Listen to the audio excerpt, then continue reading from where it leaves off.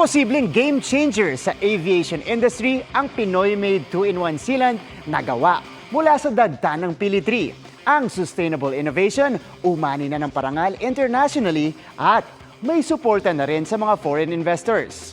Tara, let's change the game with this Pili Seal.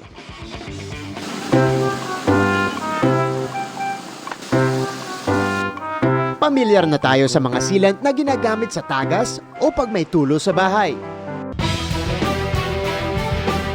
Pero iba ang standard pag aircraft sealant na ang pinag-uusapan o yung mga ginagamit sa eroplano.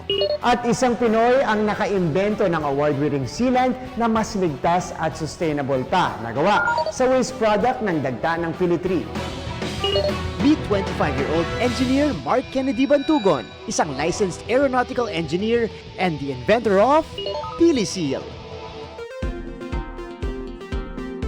Isang 2-in-1 product invention na pwedeng sealant at adhesive. Safe, sustainable at affordable. Nagawa mula sa waste product ng dagta ng Pili 3. Nag-stand out po yung pili kasi yung dagta po niya ay very sticky. Pag po dinispose po natin yung Pili Seal po, pwede pa rin po natin siyang gamitin as a safe fertilizer.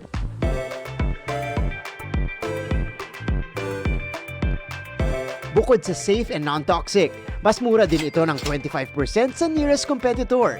Challenging the aviation industry. Tubong Batangas. Sanay na raw sa bukid si Mark bilang magsasaka ang kanyang ama. Tuwing bagyo po, yung pong bubong po namin ay lagi pong tumutulo. Pinapakain po kami ng bubble gum po. Tapos ginagamit po namin yun na pangpatsa po dun sa mga butas po. Naka 84 formulations daw si Mark bago na perfect ang Pili Seal. Haluin lang natin. Unti-unti natin nakikita na nagiging sealant na. Yan. O, isang bloke na po siya, guys. Ang nagsimula bilang thesis ni Mark sa kolehiyo, nagwagi ng 35 international competitions. Kabilang ang James Dyson Award noong 2021, kung saan nagwagi siya ng 2 million cash prize. OCBC Sustainable Innovation Challenge sa Singapore nitong Nobyembre, na ang cash prize tumataginting na 6.5 million pesos. And recently, ang first win ng Pilipinas sa World Intellectual Property Organization Global Awards. Malapit na rin ma-commercialize ang produkto ni Mark after they sealed the deal on a $100 million investment agreement mula sa US foreign investors. Sana all! Pero bukod sa mga parangal, may mas malaking misyon pa si Mark.